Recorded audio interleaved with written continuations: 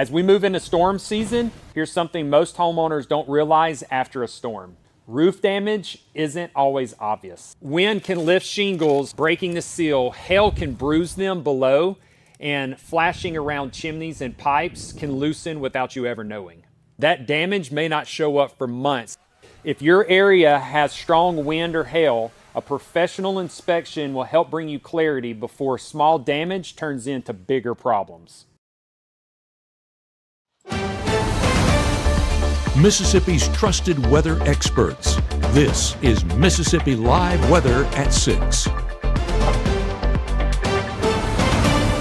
Welcome into Mississippi Live Weather at 6. I'm Chief Meteorologist Matt Lawpon. On this Tuesday evening, it has been fairly windy today, leaving our fire danger elevated. One of the many things that we're tracking over the course of the next 20 minutes or so. That elevated fire danger, a lot of times just starts with controlled burns, again, from debris from the ice storm or just prepping land for the growing season. We just have to be very, very careful because on multiple occasions recently, those have become something that have gotten a little bit out of control. Gabe and I talk about that, and hopefully I have some ways to show you what that has looked like in some locations coming up here in a couple minutes on the BAM computer there.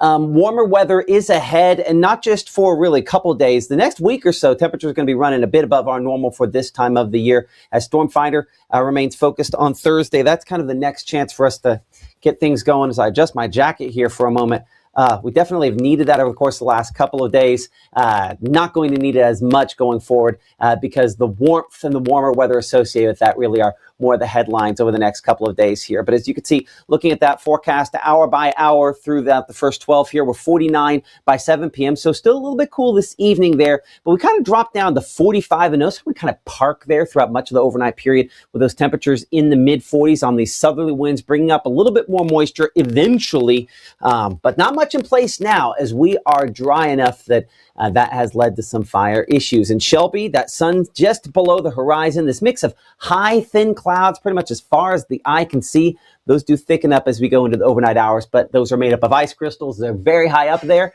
That means no precipitation coming from those near the surface. 55 right now in the Shelby area here. Look at the colors, though, in Ackerman showing up at sunset in just the last few moments here, really illuminating the bases of those clouds there. I mentioned they're made up of ice crystals there. I kind of see the wispiness with that. 50 the temperature in Ackerman. Hey, use that Mississippi Live Weather app. Grab that thing, and you want to probably send in some weather pictures this evening because it is just awesome out there. So, make sure to get the app free and available for all of those different devices. Appreciate all of you that have done that there, but there's a place in the app to send in your pictures. You definitely want to make sure to do that this evening. It is just an absolutely gorgeous evening for that. Those QR codes kind of showing you the way that you can do that. And again, our cameras around the region, though, doing a good job of showing you if you don't happen to maybe catch it with the naked eye there. The temperature in Macon showing up at 52. We also show just a little bit right there of smoke right at the horizon, or just not the horizon, just beyond the tree line there of at least one of those controlled burns. The sky looks like it's a little bit more on fire than what's going on the ground. Thankfully there, that looks like it's more smoldering than out of control, thankfully, despite the fact that we've been fairly windy for today. A number of fire starts around the region here showing up.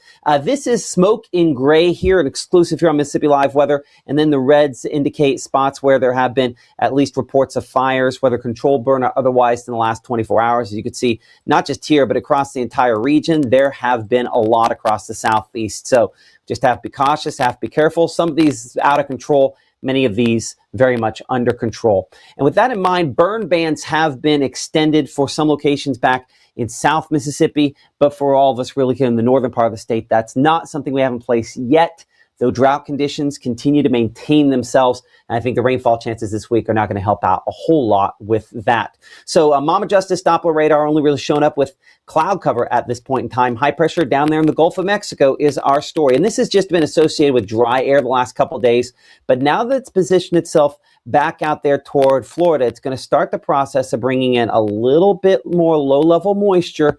And as that eventually intersects our next front up there toward the plains, That will start bringing us some better rain chances by later this week. But the moisture remains limited to marginal. And the cold air behind this, yes, is there, but I think the majority of it up there closer to the Great Lakes. So looking at Futurecast over the next 12 hours or so, the clouds move in, the rainfall largely does not. Our nearest front, the point where that moisture kind of intersects something to get to lifting, up there toward Missouri. So while we have a couple of showers associated with this back out there toward East Tennessee, that's still largely with our last storm system, the big blizzard back for the Northeast. That's where that's still kind of focused in and more of an impact there. For us here across the Magnolia State, it is just the clouds and we stay dry with that system inching southward, but not really producing any precipitation as it does so. So we are going to be cloudy, but dry to begin the first part of your Wednesday. As we go through your Wednesday, the chances for rainfall increase a little bit late in the day,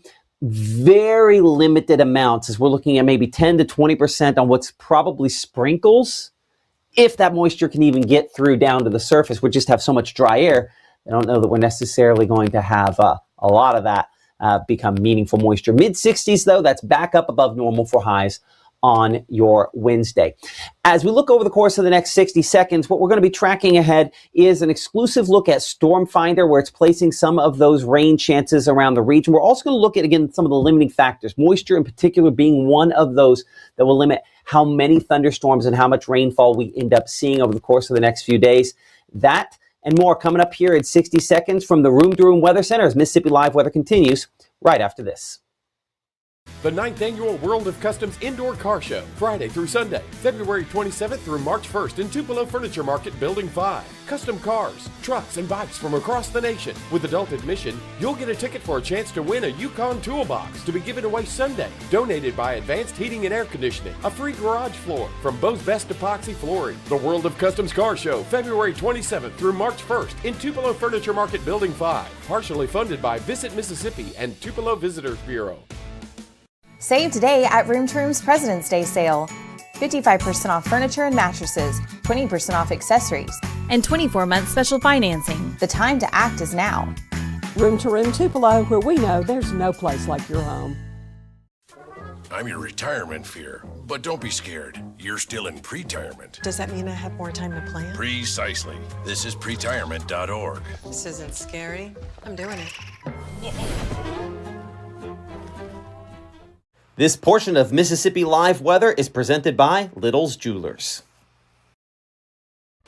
Right now, from the Room to Room Weather Center, here's Mississippi's Chief Meteorologist, Matt Lovehon.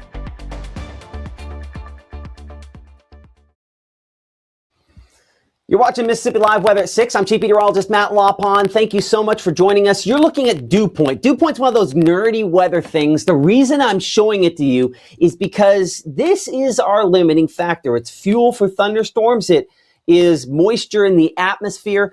And when we're talking about high fire danger, this is typically low. And we have windy conditions. That's what we've kind of had today, yesterday as well. When we start talking about rain chances, this becomes important because in order for us to get moisture, we've got to get that rainfall down to the surface. So what I have here is I have my high pressure center back out here, back toward Florida, right? And so with that, we get wind that, goes in a clockwise fashion. And so that will eventually help us to bring more moisture out of the Gulf of Mexico. But we're talking about how much moisture is available. There's not a whole lot because we look down there, you have to get deep into the Gulf before, so kind of bringing in the current time period here, you even get down to the 50s. And typically we'd be thinking into the 60s here before we had enough moisture to really fuel strong to severe thunderstorms. And that's one of the reasons why when we look at Storm Finder in a minute, we have some storm chances, but I'm not impressed by how intense they will be because I think this measure of moisture, this dew point, ends up being our limiting factor. Let's get to something you can see only here on Mississippi Live, and that is Storm Finder. Now, Storm Finder allows us to kind of aggregate some things. You can see the typical future radar or future cast as we show it. You can also see the confidence in storm chances there, higher confidence where you see kind of the brighter pinks and purples, and then also lightning strikes. The reason we layer these three things here is it kind of the farther we get out, gives you an idea of, is something possible? How confident are we in seeing that? And so when we look at this, you'll notice first off, looking through early Thursday, there is I'd say a greater level of confidence to have some rumbles or some storms trying to increase by the early part of the day north of where our front is. I think we're going to have a cold front that's kind of right about here potentially, but it's actually kind of diffuse where you kind of have the initial front here, but maybe the bigger difference in temperatures and moisture slightly farther north. And so you'll notice that pink there indicating the confidence in storms, that starts to increase into the afternoon to early evening. And you'll notice also how kind of the future radar depicts that as well. West Point, Fayette, Alabama, back toward Jasper, where we see that the kind of typical radar colors there, that's where our futurecast is depicting the possibility of some storms. And you can see, generally speaking, that we're going to watch to refine the positioning on that, but somewhere I'd say between, again, Tupelo and Meridian is where that front is going to line up. And we're working on honing on the exact positioning of that there. The yellows depict lightning strikes, the potential that maybe we could see some lightning, a greater quantity of lightning, greater number of lightning strikes, higher likelihood of these being stronger to severe thunderstorms. So while we do depict some lightning, so we do have some thunderstorms there, you can see that it becomes a greater quantity of lightning, a greater confidence of storms as it moves out into Alabama versus over top of North Mississippi. So yeah, Alabama, Georgia, greater confidence. Thursday evening, Thursday night, that we have some thunderstorms that are somewhat stronger. Now, they get a little closer there toward Demopolis by, say, 11 o'clock, toward around midnight or so. And it would not be inconceivable that maybe this shifts slightly farther north. But I think what we showed you a minute ago, talking about that limiting factor, that moisture, that fuel, that instability, the dew point, because that is so deep down in the Gulf of Mexico, it's going to be a real struggle to get it this far north as we look into this time around. So I think thankfully that means while we have some thunderstorm chances Thursday, they're probably not severe, and they're probably mainly south and east of us, though we could use some moisture. Now, I do think that we are looking at a good SEC baseball forecast for both Ole Miss and Mississippi State looking toward this weekend's games. Again, this is presented by Carl Hogan Toyota, and appreciate them for sponsoring us here on Mississippi Live Weather. First pitch temperature there in Houston for I think Houston there, Ole Miss. My brain was like, why isn't it Waco? That's right, they're playing in Houston. 81 the temperature, 80 fourth inning, and 76 by the conclusion of that one.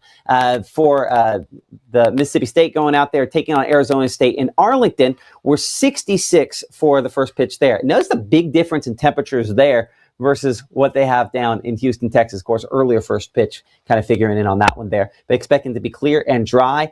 And I mean, you could argue almost spring training sort of weather in both those cases as opposed to Mississippi kind of weather. Your IMPC school day forecast for 43 drop-off temperature Wednesday, 59 degrees by lunch, and 64 by the final bell, whereas today they had to have long sleeves and thick jackets. Tomorrow, they'll probably still want the jacket in the morning, but 64 in the afternoon, if you even get a little bit of sunshine. I think that's still a bit of a premium. Most of us will be cloudy, could have those temperatures warm enough that maybe some kiddos are shedding the jacket in the afternoon. But clouds, widespread clouds, the story for tonight. All across North Mississippi, this blanket sitting over top of us and keeping our temperatures milder than they've been the last couple of days. So as you can see here, by 6 o'clock in the morning, widespread cloud cover around, and a temperature starting off at 48 degrees in Cleveland, 49 in Greenville. This kind of a sign of, with that lower level moisture starting to return, it returns more quickly out here in the Delta, a little less friction, so humidity comes up slightly more. But it's still low enough that I would definitely discourage outdoor burning again for tomorrow. But upper 30s near the Tennessee state line. As we progress hour by hour through your futurecast here, 10:30, 11 o'clock toward noontime, widespread clouds and keep conditions dry here. With our next front approaching, a couple of sprinkles showing up, 3, 4, 5 p.m. into the afternoon. Maybe some moderate rainfall out of that one in Tippah County. That's the exception to the rule. I think a lot of this still falling into relatively dry air, so not really amounting to much in the rain gauge. High temperatures closer to that front, we're 64 New Albany, 61 degrees there in Corinth and Iuka. We're 69 for Starkville, for Columbus, and up to 70 for Kosciuszko, and 72 degrees in Belzona.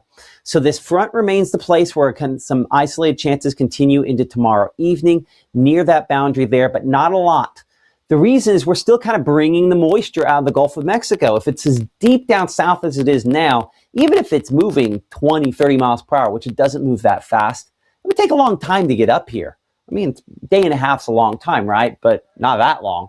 So still, most of these showers are being pretty light here in the pre-dawn hours of early Thursday morning, where it's possible to maybe get a rumble or two up there close to the Tennessee state line. Now notice, by 6 a.m., things start picking up a little bit more here on our latest version of our HRRR model. And we show a couple of rumbles up there closer to Lawrenceburg, Tennessee. This is basically kind of the setup that we had last week, where we had moisture and warm air kind of returning north of the front. So we sometimes call those elevated showers. So some rumbles possible to begin your early Thursday morning as you're taking kids out there to school. You can kind of see that as well looking at moisture as we show 60, that temperature for lows there for both Greenwood there and Belzona. We typically should be right at 40 degrees. So we're 20 degrees above that for locations in the Delta and 10 degrees above that at least for all spots, almost 15 degrees above. So as we go through your Thursday here, most of these remain just showers, possibly a rumble right there below that front, right at the frontal boundary there in Guin. But as that slides southward, we kind of get that moisture trying to overrun it somewhat once again. And so I think by late afternoon on Thursday, a possibility to maybe get one or two rumbles on the north side of this. Now, I just as easily could probably start wobbling this front back northward a little bit more Thursday, and you'll see that represented in temperatures here. But on the latest version of our strike model, a few more of these getting a little heavier up here toward Tupelo and Water Valley. By the way, this updating between the time we were looking at our Storm Finder a moment ago and now, that's just how up to date the strike model is when the data comes in. It does have a few of these a little bit heavier. And again, that's where we have that limited chance to maybe get one or two of these to kick out a strong wind gust or possibly a hailstone as well. So looking at high temperatures on your Thursday, normal this time of year, 61, will be 73 degrees in Grenada, 72 Eupora, Starkville, Columbus, about 72. Again, this is where we have those southerly winds trying to push that front back to the north. We really have a contrast where we have the north winds up here and south winds. Either way, there'll be a boundary where some of those afternoon thunderstorms could get going in a few spots. Now notice here on our strike model, again, the latest one coming in just in the last few minutes, these do not stay strong very long. Again, a sign that these should be below severe limits, 7:38 to 9 o'clock there. A few somewhat heavy, but again, most of these well below severe limits. So we're going to watch that afternoon potential there where maybe we just tweak it enough, get enough sunshine to get a couple of those a little bit heavier. But by your Thursday night, the majority of this activity, if it's stronger, if it's heavier, if it's producing anything like that, it's out here into Georgia, it's out into Alabama, and it has moved on out of our region at that point with a drier air kind of settling in back behind this. Now, this is attached to a cold front here, right?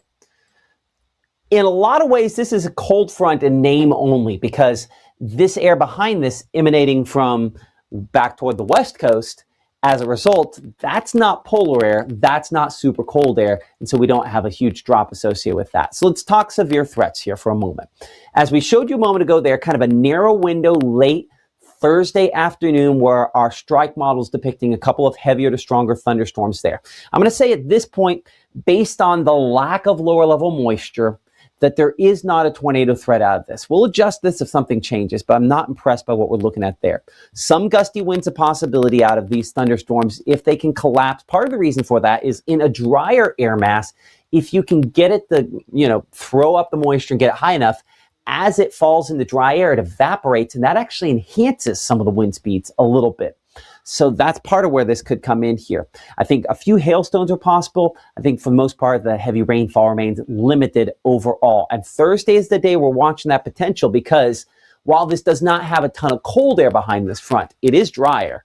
And that allows those temperatures to get a little bit cooler by Friday, and that clears things out Friday as well. And in a lot of ways, that makes for an excellent weekend forecast ahead because you can see we're back up to 72 by Saturday, 73 for Sunday, 71 by Monday next week with the next more meaningful rain chances maybe the middle of next week. And honestly, looking at the far extended forecast, we don't have a lot of great storm chances ahead throughout the extended forecast period. Now, coming up here in 60 seconds, we're going to check some of your questions. We're also going to check in with our meteorologist, Game Mater. He's breaking down some of the way the different projections, different models are looking at these threats ahead. That's coming up here in 60 seconds as Mississippi Live Weather continues here from the Room to Room Weather Center right after this.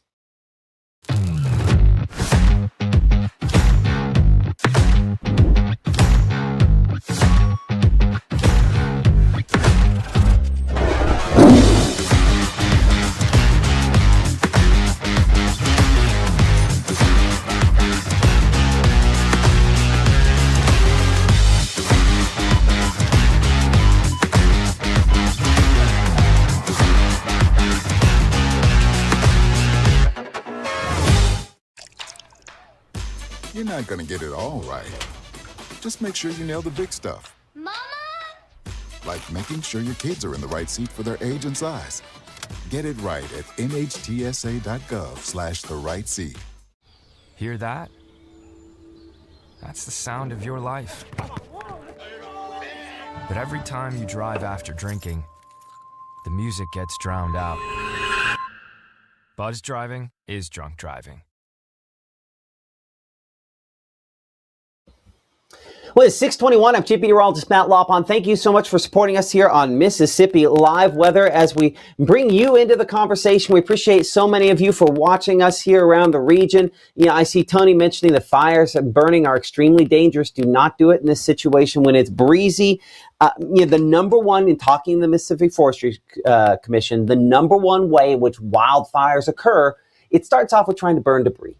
So we've just got to be conscious of it's a little too breezy today to be doing that. A little too dry. That's kind of where we're at. I know if you're an ag producer, you've got to do it at some point. So obviously, when you bring in certified burn managers, they know what they're doing. We just have to be smart and safe about this kind of stuff. Appreciate everyone for watching, including Melissa there in Red Bay, Alabama. Audio cracking up tonight during the broadcast. I'm going to have to check on that, Steve, here in just a second. And so I'll be able to do that when I bring in our genius of the models, the mainer of the, I should have thought of something. I didn't think of it. We need those glasses you can't see out of if I'm going to start making up crazy names here. But Gabe, you've been looking at some of the models here and how they compare on the storm chances. What do you got? Well, a lot of variability when we're talking about some of these model runs. And so one of the things that I did was actually took it out towards our Thursday afternoon time frame. And why that matters is because Thursday morning, could we get a few showers and storms? Yes. It's going to be as that stationary front moves across North Mississippi, but that afternoon time frame is where we're expecting a little bit more of those potential impacts with some of these thunderstorms and potentially some stronger thunderstorms starting to shape up. But of course, that's a very limited threat, and we'll track that as we get into this block. So taking a look at the differences right away that we notice.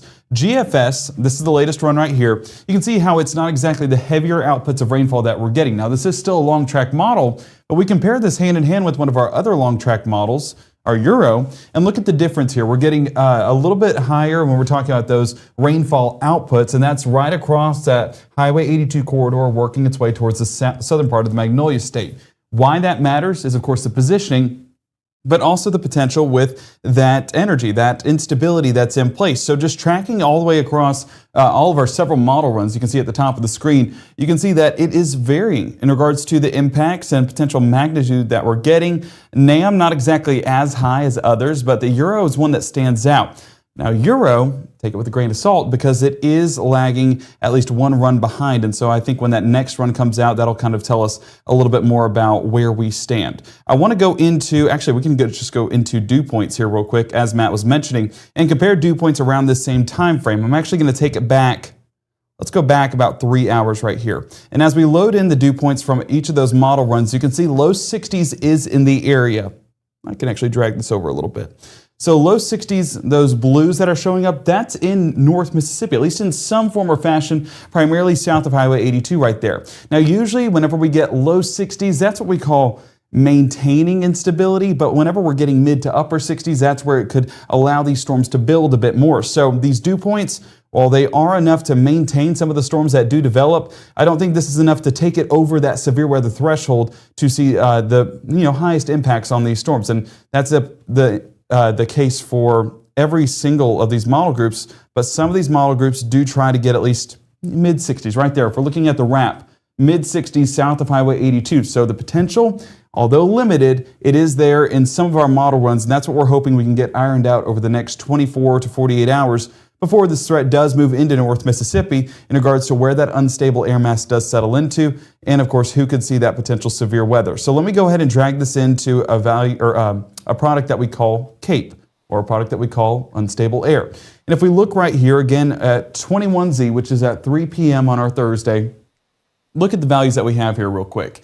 And 500 joules per kilogram, that's, I know, some weather nerd stuff. Basically, that means that there's a limited amount of unstable air that's building into North Mississippi that could potentially let some of these thunderstorms that latch onto that energy to get some elevated storm tops, maybe getting some small hail. We're talking below severe limits, and maybe some of those strong wind gusts as well. So we're watching that as we get into the area, and you can see that that limited amount of instability is in place for each of these model runs. So it is there, but still in a very limited fashion. Now the wrap, of course, on the higher end of things, but if we're talking about the general average from each of these model outputs, not overly concerning, but wouldn't be surprised if we do get some of those stronger wind gusts and stronger storms as they work their way through North Mississippi. Limited capacity, but possible getting into our Thursday. Now, one of the things that I was watching behind the scenes, we're talking about the winter storm impacts that we had, was it over a month ago now? Yeah. Over a month ago, and that dropped a ton of branches. If you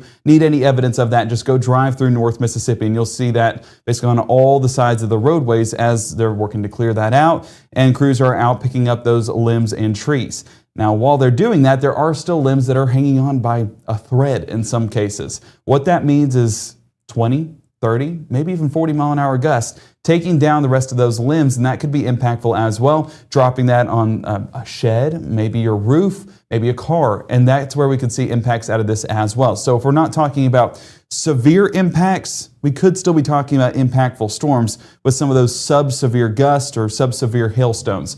We're also getting into potential power outages because thunderstorms have lightning. We saw it last Friday where we had over 2,500 outages in northwest Alabama.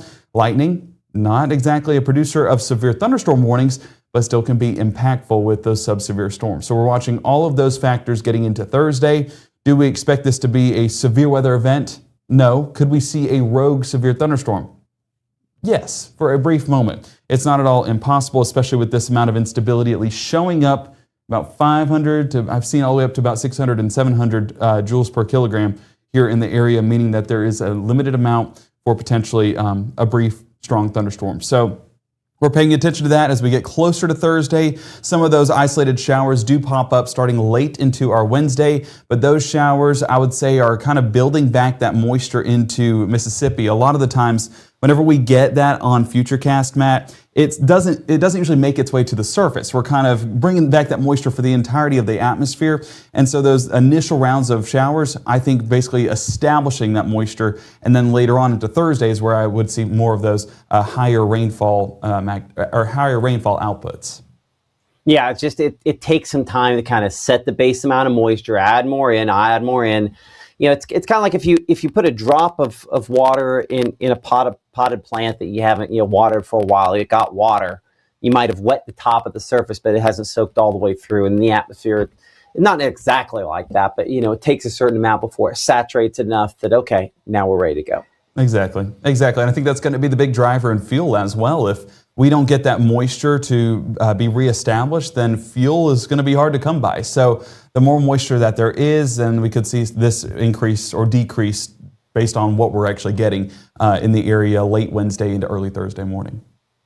Absolutely right. Appreciate that, Gabe. And something, of course, you'll be watching closely with us tonight at 10 p.m. here in the Room to Room Weather Center as we're looking toward the positioning and timing and just everything related to some of those showers and thunderstorms. It was particularly interesting to see the latest version of the strike model coming back with a few more thunderstorms there. We'll see if that is a trend that continues at 10 o'clock tonight. You can check out Gabe then and get us in between shows anytime with the Mississippi Live Weather app, free and available for all of those various devices. Just you can follow QR codes. Might as well just go ahead and pop back on the screen here for just a moment to kind of show you those again. Again, our QR codes here to make sure you can download them. It's a free app for iOS. One of the things that I need to remind you is also we do have an app for Roku out there. I know not everybody has Roku, but if you do, it's probably the simplest way to watch us like you've always watched us. Just search for Mississippi Live on Roku so you can download that as well. Okay, we'll see you coming up tonight at 10 o'clock here. For Gabe, I'm Chief Meteorologist Matt Lawpon. Thanks for joining us.